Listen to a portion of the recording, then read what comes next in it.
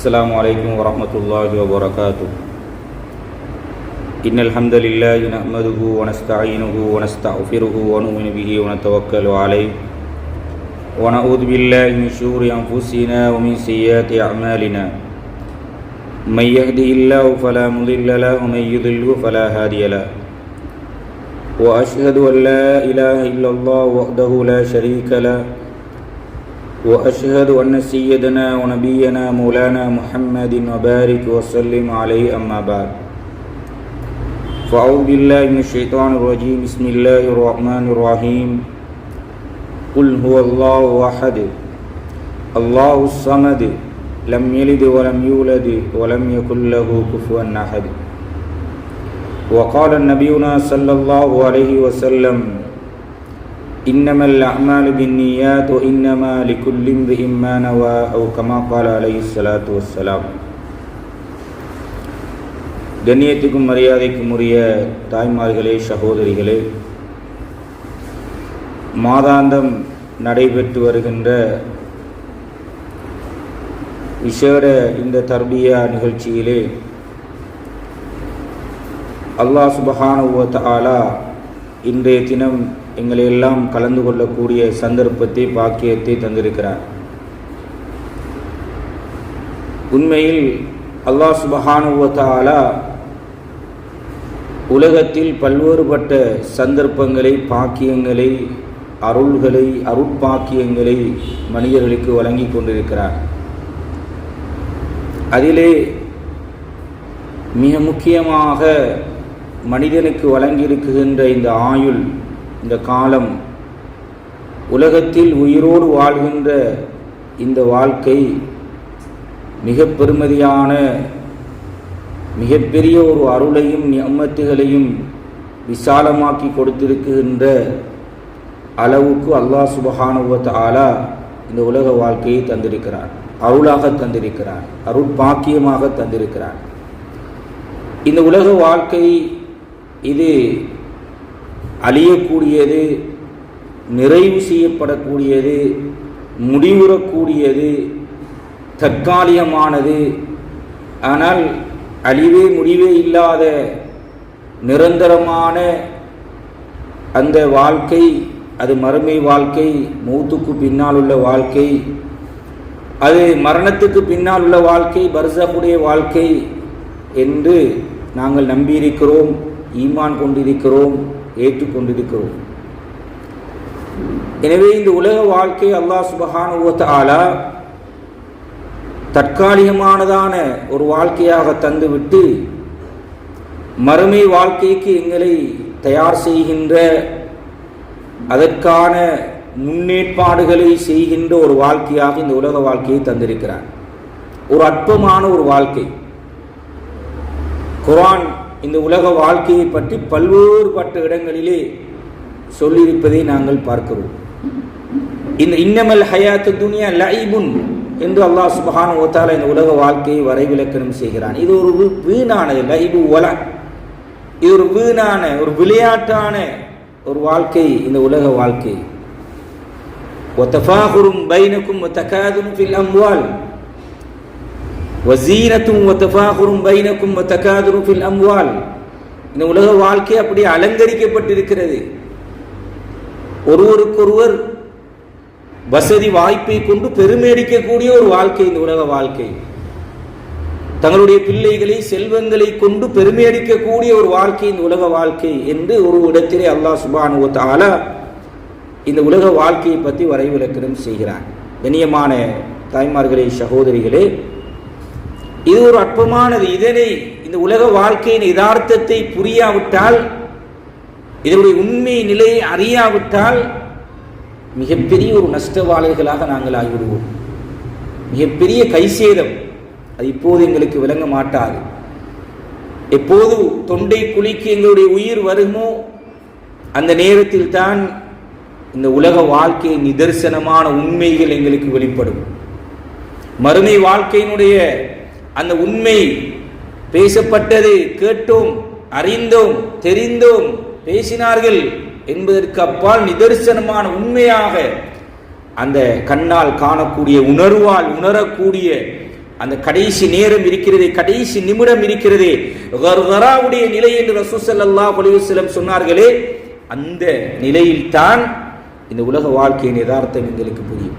எனவே கண்ணியமானவர்களே, எந்தளவு தூரம் இந்த உலக வாழ்க்கையில் எங்களை நாங்கள் சரி செய்து கொள்கிறோமோ, எங்களை நாங்கள் நல்வழிப்படுத்திக் கொள்கிறோமோ, எங்களை நாங்கள் தயார்படுத்திக் கொள்கிறோமோ, எங்களை நாங்கள் முன்னேற்பாடு செய்து கொள்கிறோமோ, அந்த அளவு தூரம் அந்த கர்கராவுடைய நிலை வரும்போது மகிழ்ச்சியோடு சந்தோஷத்தோடு அல்லாஹ் சொல்கிறானே, யா அய்யத்துஹன் நஃப்ஸுல் முத்மஇன்னா இர்ஜிஇ இலா ரப்பிக ராதியத்தன் மர்திய்யா ஃபத்குலி ஃபீ இபாதி வத்குலி ஜன்னதி. நன்மாராயத்தோடு பஷாரத்தோடு அந்த ரூஹ்கள் எங்களுக்கு கைப்பற்றப்படும். இல்லாவிட்டால் அல்லாஹ் பாதுகாக்க வேண்டும்.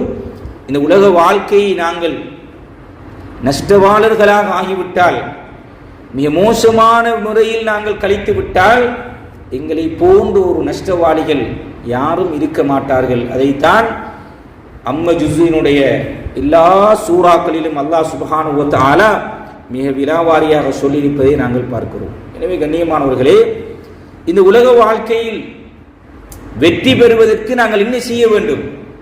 அதற்கு இருக்கின்ற தடைகள் என்ன?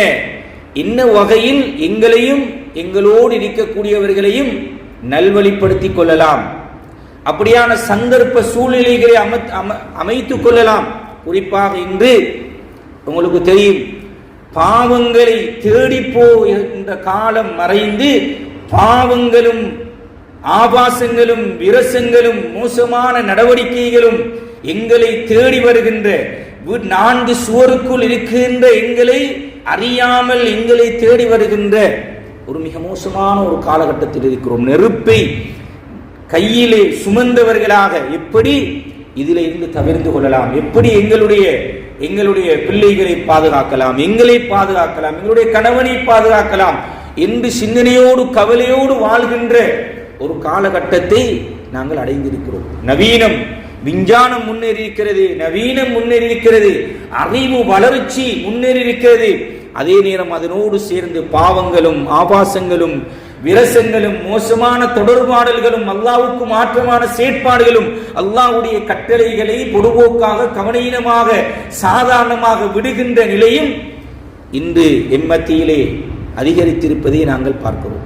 கண்ணியமான பெரியவர்களே, சகோதரிகளே, தாய்மார்களே, எனவே இந்த பயானினூடாக என்னென்ன வகையில் எங்களையும் எங்களோடு உள்ளவர்களையும் இந்த நரக நெருப்பிலே இருந்து பாதுகாத்து நல்வழிப்படுத்தி எப்படி ஒரு விமோசனம் பெற்ற ஒரு சமூகமாக அந்த பஷாரத்தோடு நன்மாராயத்தோடு அந்த கர்கராவுடைய நிலையின் போது சந்தோஷத்தோடு எங்களுடைய ரூஹ்கள் கைப்பற்றப்படுகின்ற நிலைக்கு எங்களை மாற்றிக்கொள்ளலாம் என்பது தொடர்பாக சில விடயங்களை உங்களோடு பகிர்ந்து கொள்வது காலத்துக்கு பொருத்தம் என்று கருதுகிறேன்.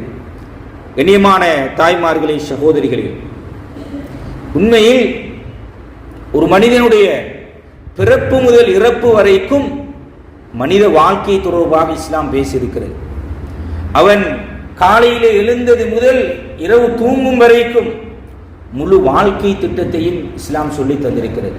அவனுடைய உமிழ் நீர் எப்படி உமிழ வேண்டும், அவன் மலசலம் கழிக்கின்ற போது எப்படி அதனை செய்ய வேண்டும், அதனை செயற்பட வேண்டும் என்பது வரைக்கும் எதையுமே விட்டுவிடாமல் அழகான முன்மாதிரியை இஸ்லாம் எங்களுக்கு வழங்கியிருக்கிறது.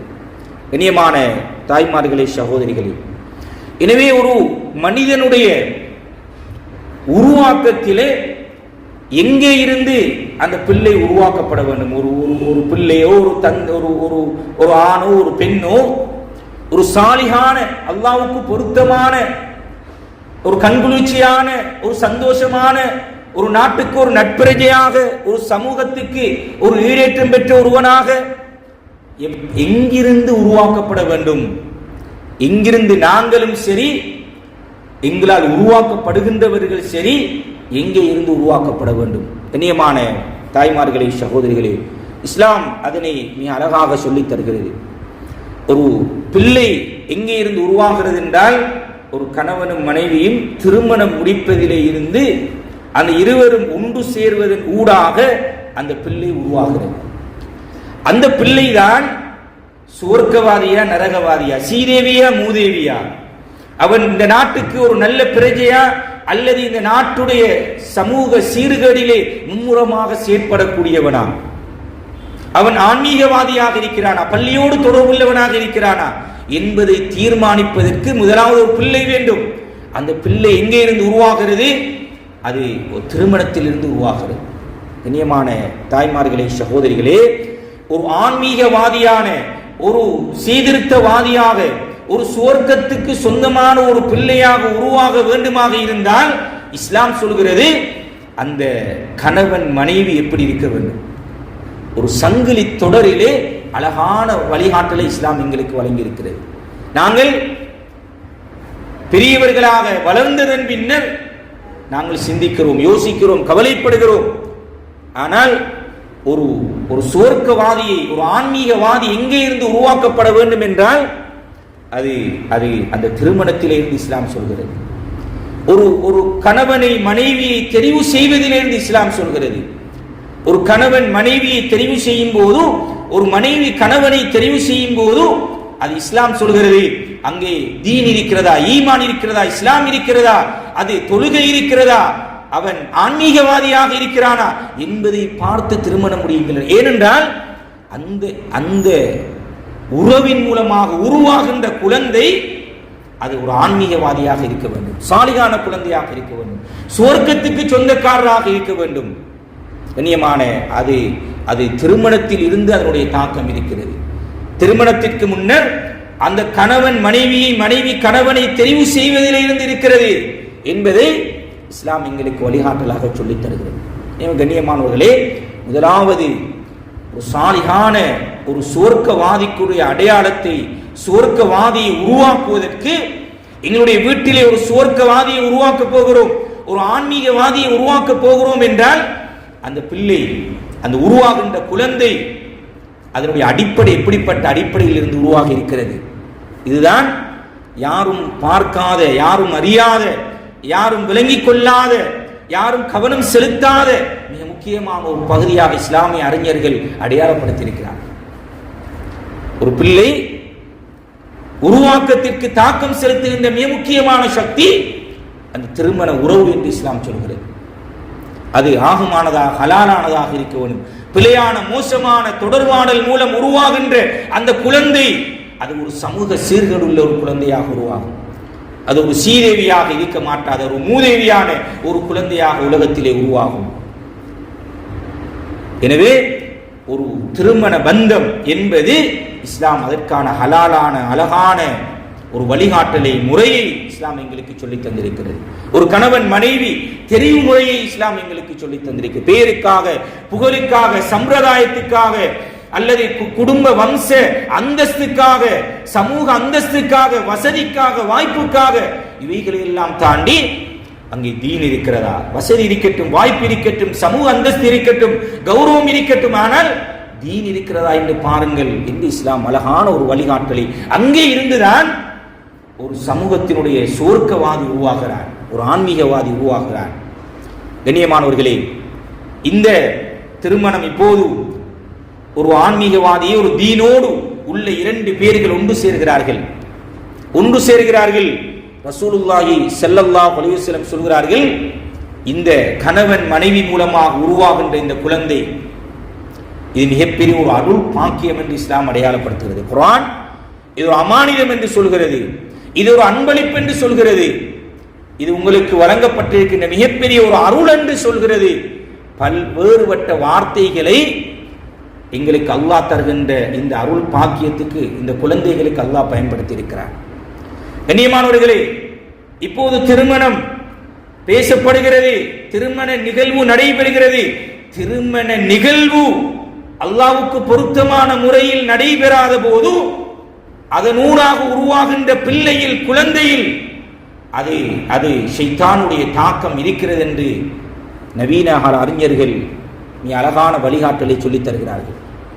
அல்லாஹ்வுக்கு பொருத்தமான முறையில் பதுவாவோடு, சாபத்தோடு அந்த திருமண நிகழ்வுகள் நடைபெறுமாக இருந்தால், உங்களுக்கு தெரியும், இன்று சமூகத்திலே திருமண நிகழ்வுகள், எங்கேயாவது ஒரு கல்யாணம் நடந்தால் எல்லோருமாக சேர்ந்து பேசுகிறோம், கவலைப்படுகிறோம். இப்படிப்பட்ட சமூக சீர்கேடுகளோடு, இப்படிப்பட்ட ஆண் பெண் கலப்புகளோடு, இப்படிப்பட்ட பல வீண் விரயங்களோடு, அந்நிய கலாச்சாரங்களோடு, தொழுகைகளும் இல்லாமல் இந்த திருமணம் நடைபெற்றிருக்கிறது என்கின்ற கவலை சமூகத்தில் ஒரு குழுவுக்கு தொடர்ச்சியாக இருந்து கொண்டுதான் இருக்கிறது. கண்ணியமானவர்களே, இதனுடைய விளைவு என்ன தெரியுமா? இதனுடைய விளைவு என்ன தெரியுமா?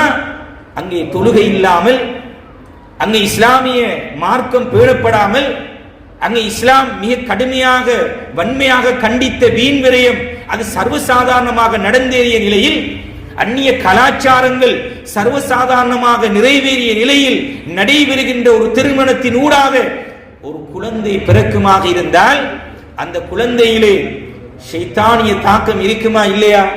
சிந்தித்து பாருங்கள் சகோதரிகளே, தாய்மார்களே. இன்று சமூகத்தை பற்றி கவலைப்படுகிறோம், சமூகத்திலே நடக்கின்ற சமூக சீர்கேடுகளை பற்றி கவலைப்படுகிறோம்.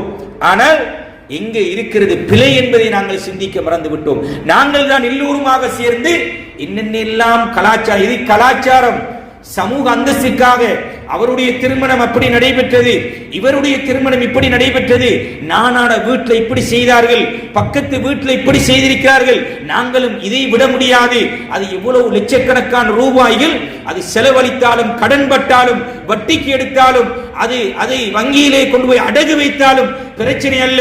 ஆனால் என்னுடைய பெயர் புகழை சமூகத்திலே குறைக்க முடியாது, அதை கீழாக்க முடியாது என்கின்ற கர்வத்தோடு நாங்கள் செயற்பட்டு வீடுகளிலே முடிக்கின்ற திருமணம் ஓரிரு நாட்களில், ஓரிரு மாதங்களில் அது அப்படியே நிலை குலைந்த நிலையில் பல திருமணங்கள் இந்த காதி நீதிமன்றங்களிலே நிற்கிறது.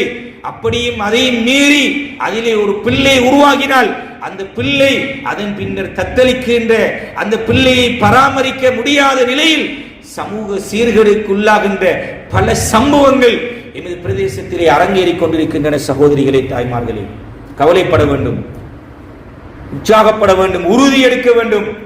இந்த சுவர்க்கவாதிகளை உருவாக்குகின்ற, ஆன்மீகவாதிகளை உருவாக்குகின்ற கடமையின் பொறுப்பும் பிள்ளை வளர்ந்து ஓயல் பரீட்சை எழுதிவிட்டு, ஏல் பரீட்சை எழுதிவிட்டு ஒரு ஜமாத்தை அனுப்பினா போதும் அவன் திருந்தி விடுவான் என்பதல்ல.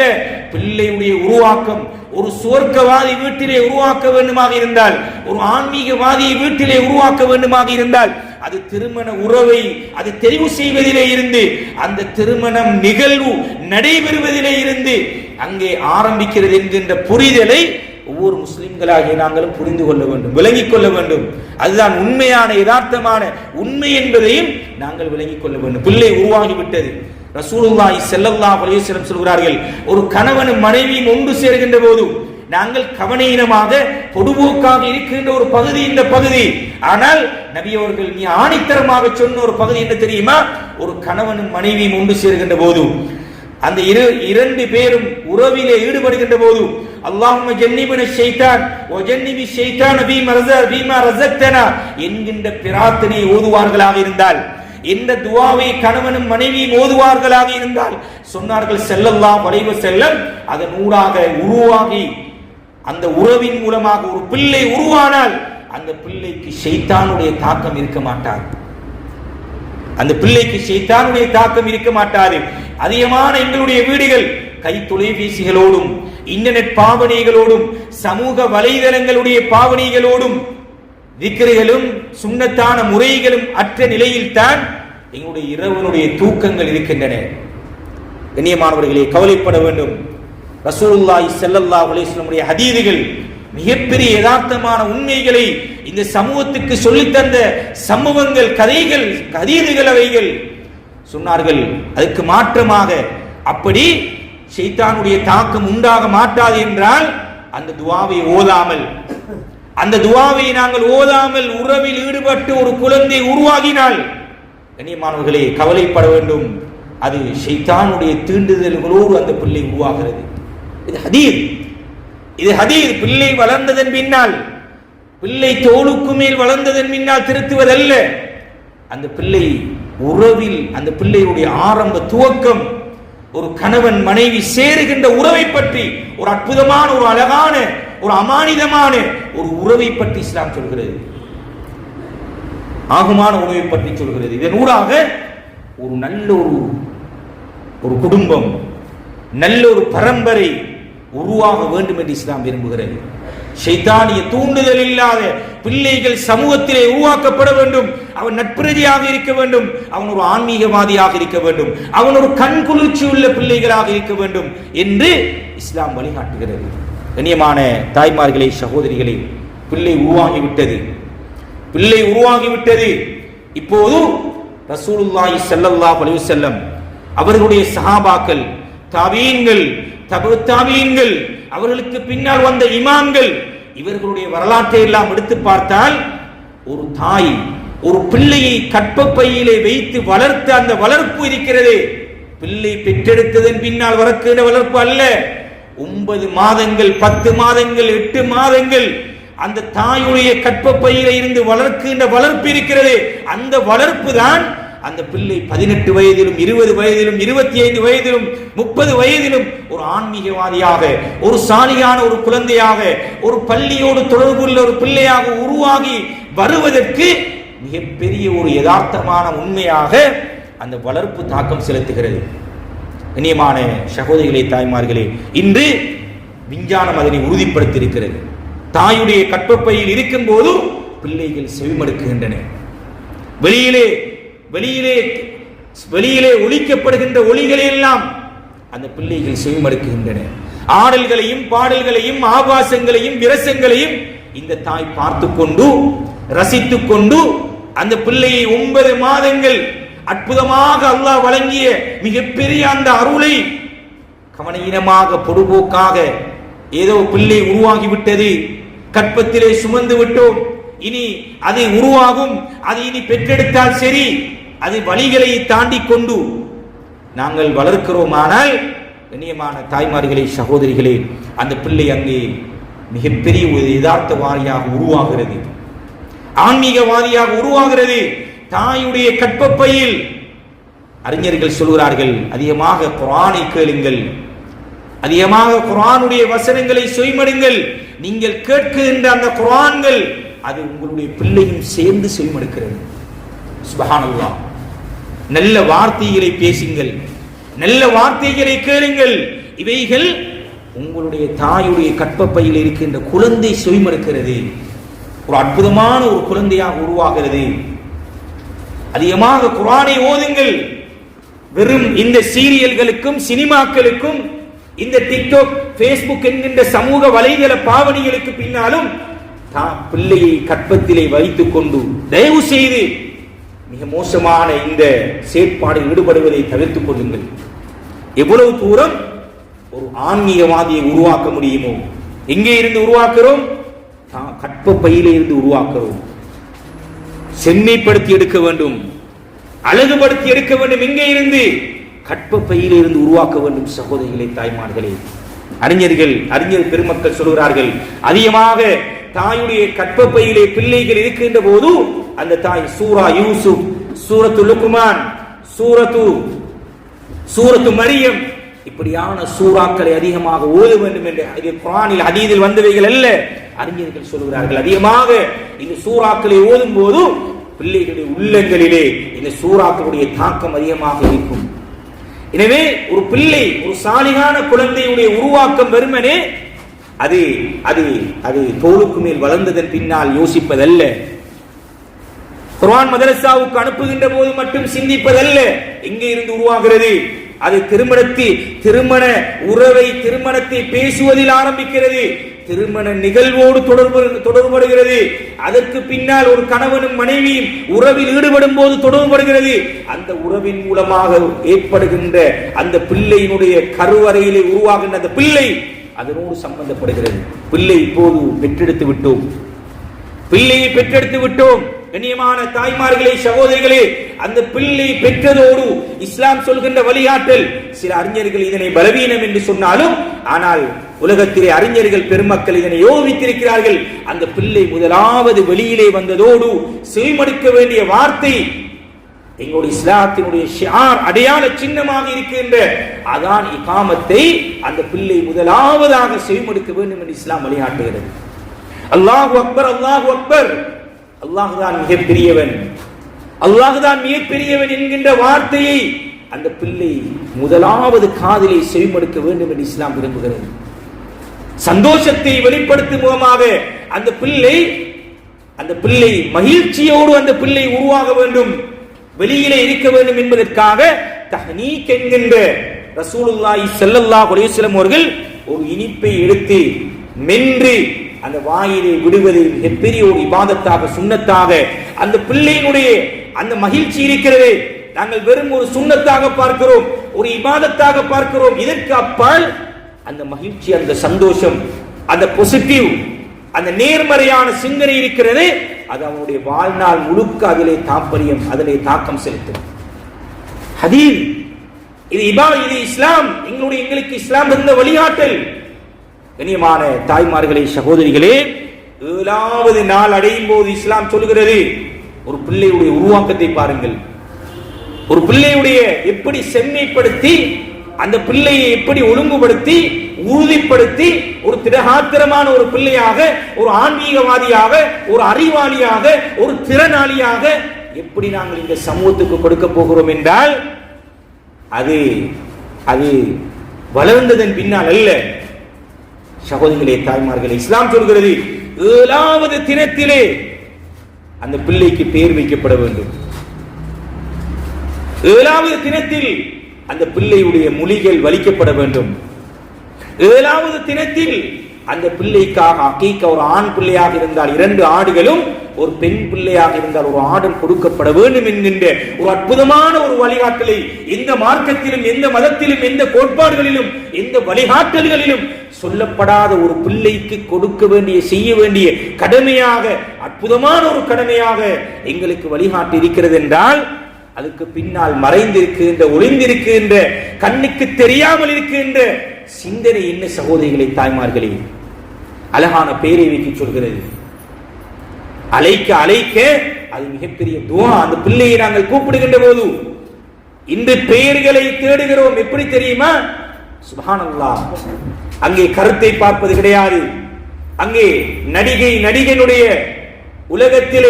உலகத்திலே முன்னுதாரணமாக கொள்ள முடியாதவர்களுடைய பெயர்களை எல்லாம் இவருடைய பெயரை நான் வைக்க வேண்டும். அது கருத்தை பார்ப்பதும் கிடையாது, அதனை சிந்தனை கெடுப்பதும் கிடையாது. வைத்துக் கொண்டு போகிறோம். சிந்திக்க வேண்டும் சகோதரிகளே, தாய்மார்களே. நபிமார்களுடைய, சஹாபாக்களுடைய, தாபியீன்களுடைய நபியவர்களுக்கு விருப்பமான பெயர்கள் தன்னுடைய பெண் குழந்தைகள், 4 பெண் குழந்தைகள் ரசூல் ஸல்லல்லாஹு அலைஹி வஸல்லம் பெயர் வைத்திருக்கிறார்கள். 2 ஆண் குழந்தைகளுக்கு ரசூல் ஸல்லல்லாஹு அலைஹி வஸல்லம் பெயர் வைத்திருக்கிறார்கள்.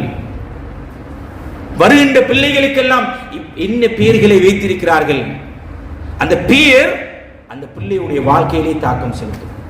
கவலை என்கின்ற பெயரோடு ஒரு மனிதர் வருகிறார். பெயர் வைத்து நீண்ட காலம் வருகிறார். ரசூல் ஸல்லல்லாஹு அலைஹி வஸல்லம் பேர் என்ன? இந்த பேர் ஹுஸ்ன், கவலை. நபி அவங்க சொன்னாங்க, நீ அப்படி பேரை மாத்துங்க, கவலை கவலை என்று கூப்பிட அந்த பிள்ளை கவலை உள்ள பிள்ளையாகவே மாறிவிடும். பாருங்கள் சகோதரிகளே, தாய்மார்கள், ஆன்மீகவாதியை உருவாக்குவதற்கு இஸ்லாம் எங்கே பார்க்கிறது? பேரிலே இருந்து இஸ்லாம் ஆரம்பிக்கிறது. அந்த பிள்ளைக்காக அகீகா கொடுக்க வேண்டும் என்று வழிகாட்டுகிறது. அந்த பிள்ளையுடைய முடிகளை களைந்து, சில அறிஞர்கள் இது பலவீனம் என்றாலும், ஆனால் அதிகமான அறிஞர்களுடைய கருத்து அந்த இடைக்கு ஏதாவது ஒரு சதகாவை செய்து விடுவது, அது ஒரு இபாதத்தாக, ஒரு சுன்னாவாக சில அறிஞர்கள் அடையாளப்படுத்துகிறார்கள். இது எப்படியோ கண்ணியமான சகோதரிகளே, தாய்மார்களே, அப்ப அந்த பிள்ளை உருவாக்கத்திலே இருந்து இஸ்லாம் வளர்க்க ஆரம்பிக்கிறது. ரசூலுல்லாஹி ஸல்லல்லாஹு அலைஹி வஸல்லம் சொல்கிறார்கள், எப்படி வளர்க்க வேண்டும்? 7 வயதாகினால் ரசூல் ஸல்லல்லாஹு அலைஹி வஸல்லம் சொல்கிறார்கள், அந்த பிள்ளைக்கு தொழுகுமாறு ஏவுங்கள்.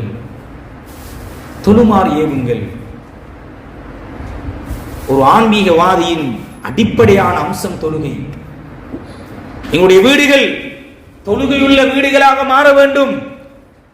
இன்று உளவியல் என்ன சொல்கிறது என்றால், பிள்ளை எதை பார்க்கிறதோ அதைத்தான் பிள்ளை செய்யும். பாப்பா சாய்மன கதிரையில் இருந்து கொண்டு சொல்கிறார், போ போ அதான் சொல்லிட்டு தொழு தொழு. அவன் என்ன செய்வான் தெரியுமா? அப்படியே பள்ளிக்கு வருவான், அப்படியே ஒரு வட்ட அடிச்சுட்டு திரும்ப வீட்டை வந்து சேருவான்.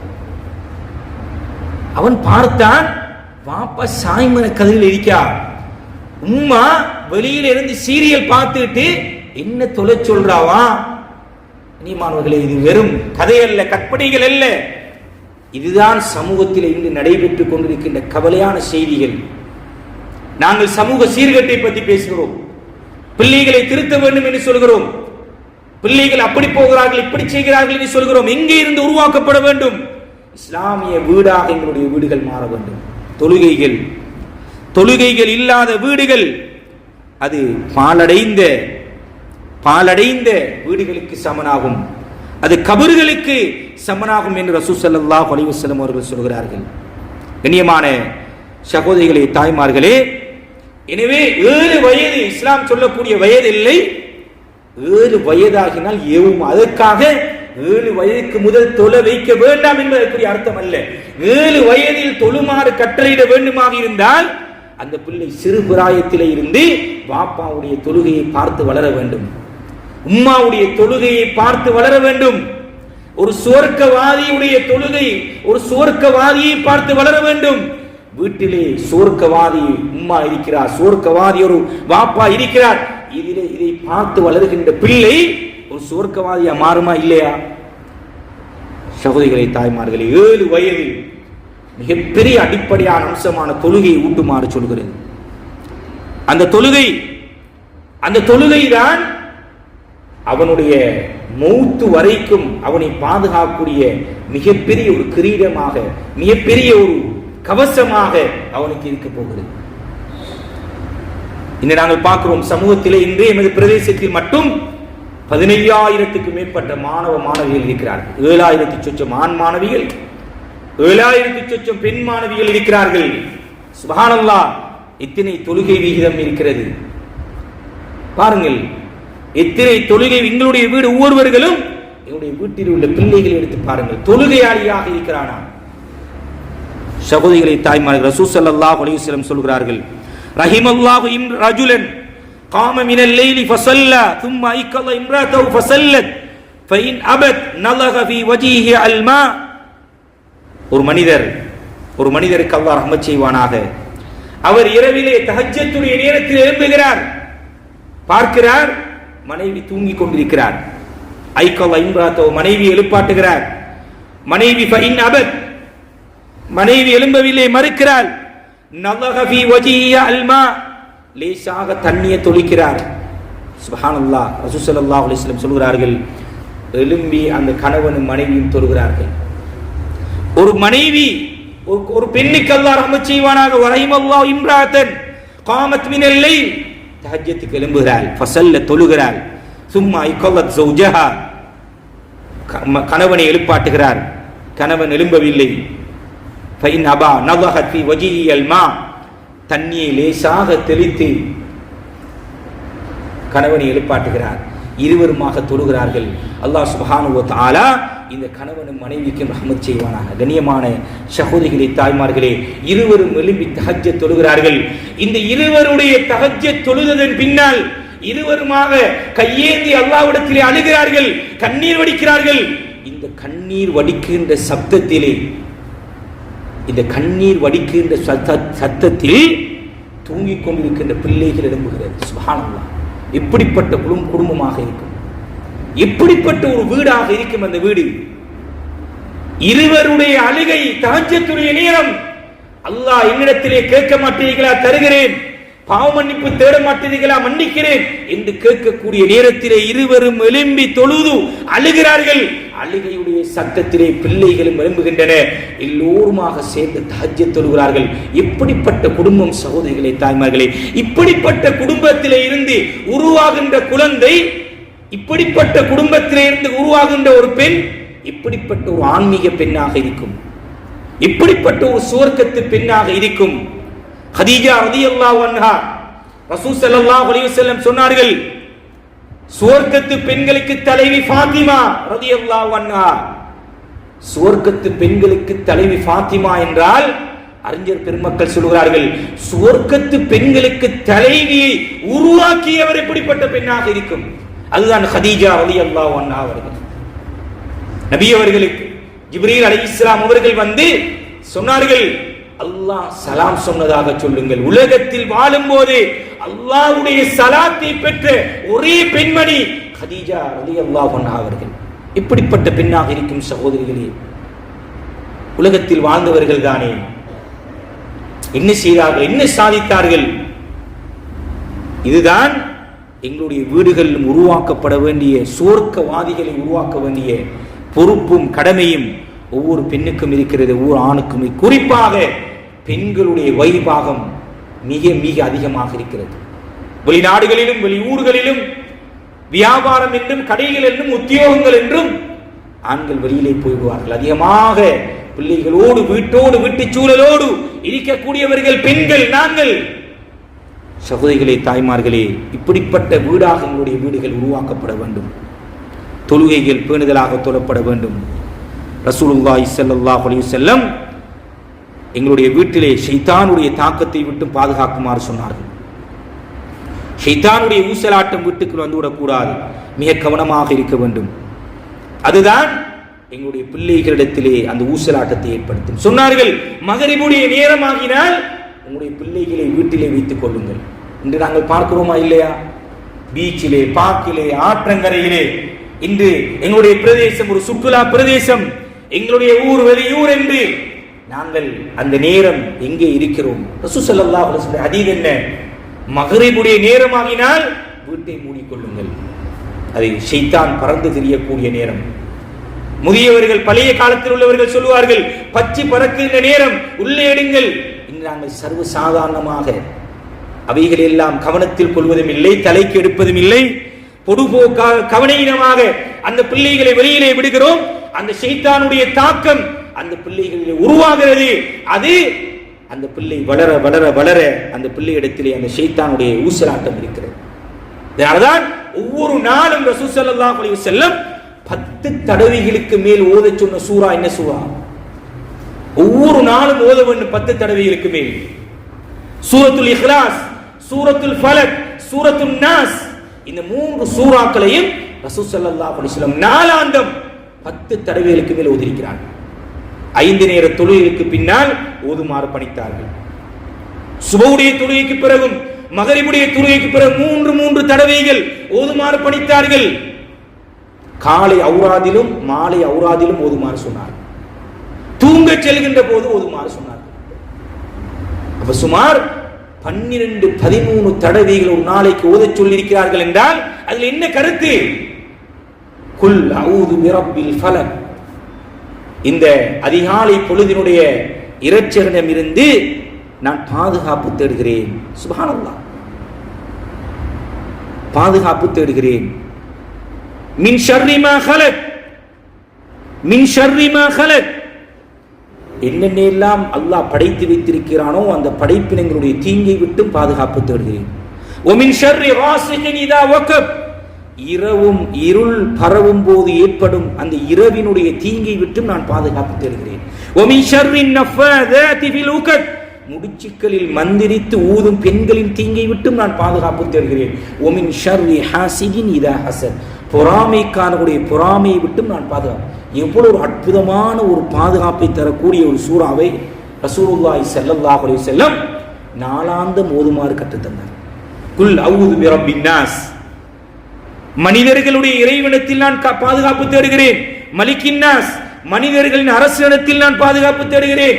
இலாஹின் நாஸ், மனிதர்களுடைய இரட்சகனிடத்தில் நான் பாதுகாப்பு தேடுகிறேன். எதை விட்டு பாதுகாப்பு தேடுகிறேன் தெரியுமா? மின் ஷர்ரில் வஸ்வாஸில் ஹன்னாஸ், பதுங்கி இருந்து வீண் சந்தேகங்களை உண்டாக்குபவனின் தீங்கை விட்டும் நான் பாதுகாப்பு தேடுகிறேன்.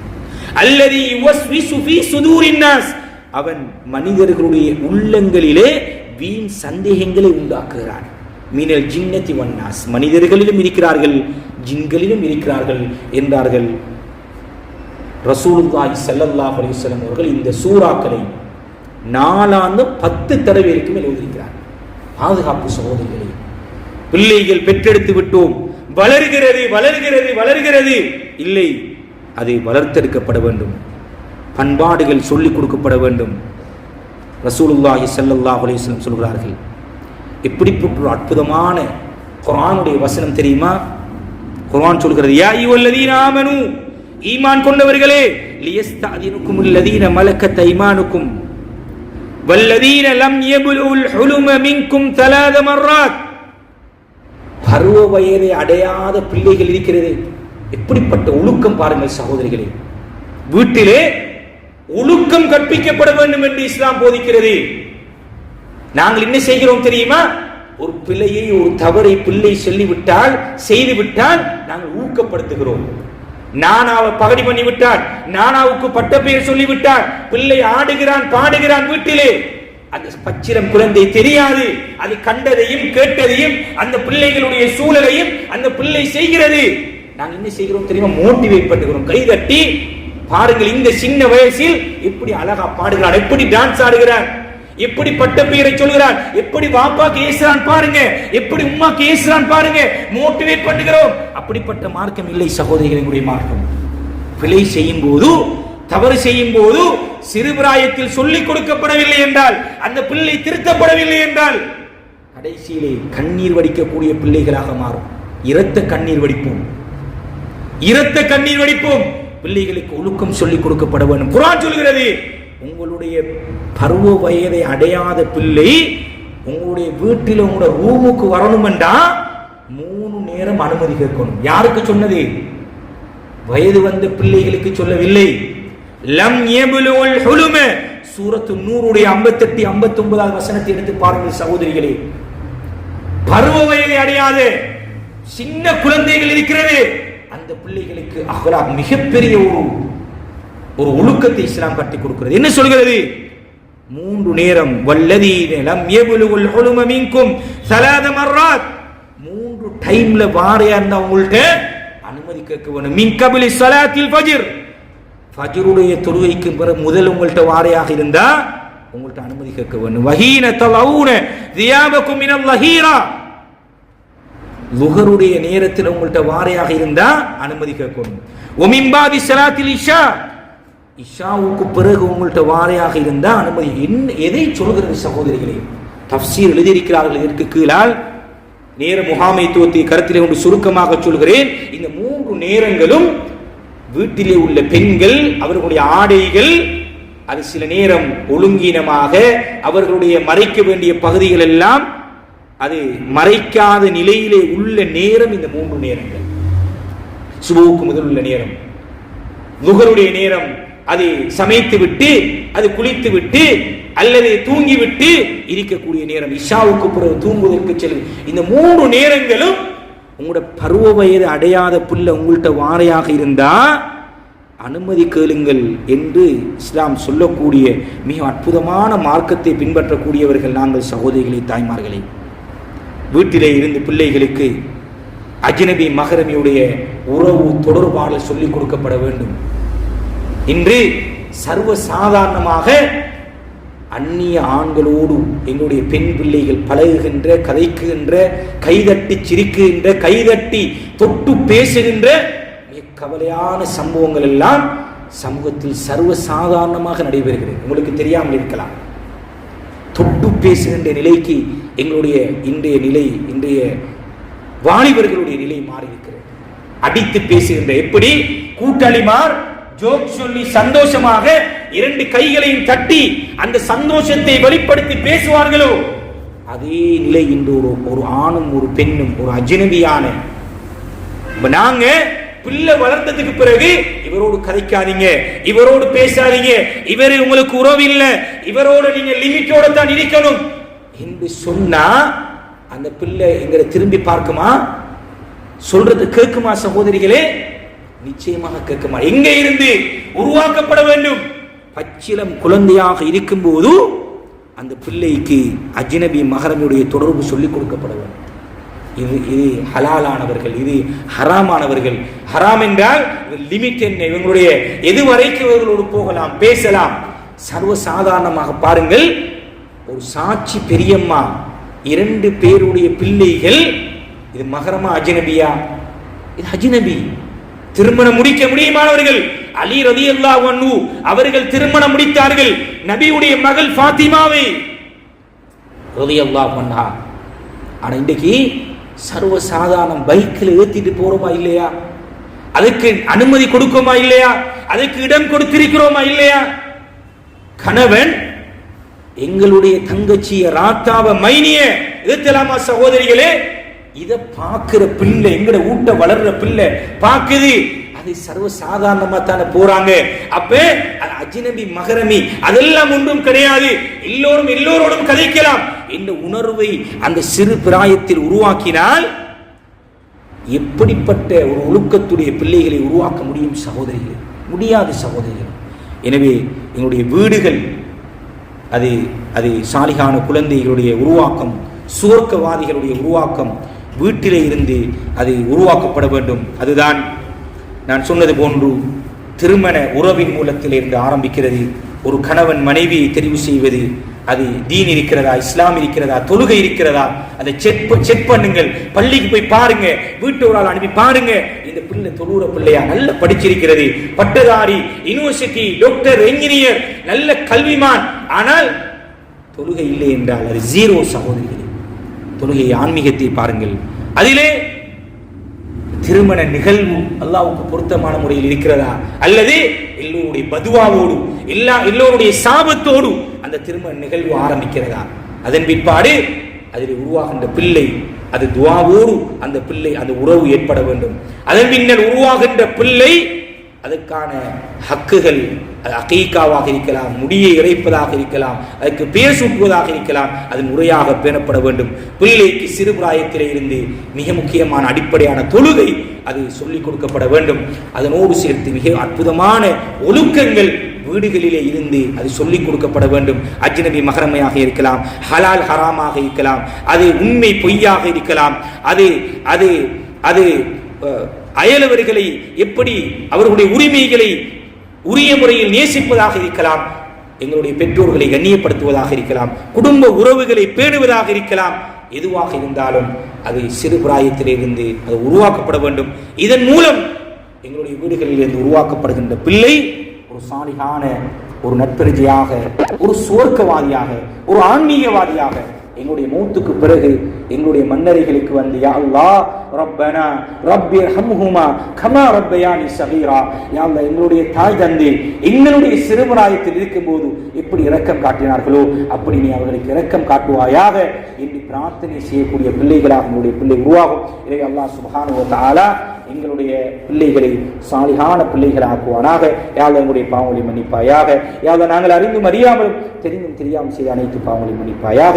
யா அல்லாஹ் எங்கள் அனைவர்களையும் சுவர்க்கவாதிகளாக மாற்றுவாயாக, பக்குவப்படுத்திடுவாயாக, உன்னை பயந்து நடக்கக்கூடியவர்களாக்குவாயாக, தொழுகைகளை சீராக்குவாயாக, எங்களுடைய வீடுகளை இஸ்லாமிய வீடுகளாக மாற்றுவாயாக, எங்களுடைய பிள்ளைகளை சாலிகான குழந்தைகளாக்குவாயாக, எங்களுடைய பிள்ளைகளை உருவாக்கத்திலே இருந்து கவனம் செலுத்தக்கூடியவராக எங்கள் அனைவரையும் ஆக்குவாயாக, அவர்களுடைய ஆன்மீகத்திலே அதிக கவனம் ஈடுபாடு செலுத்தக்கூடியவரை எங்களை ஆக்குவாயாக. யா அல்லாஹ் அவர்கள் அனைவர்களையும் எங்களை கண்குளிச்சுள்ள பிள்ளைகளை ஆக்குவாயாக.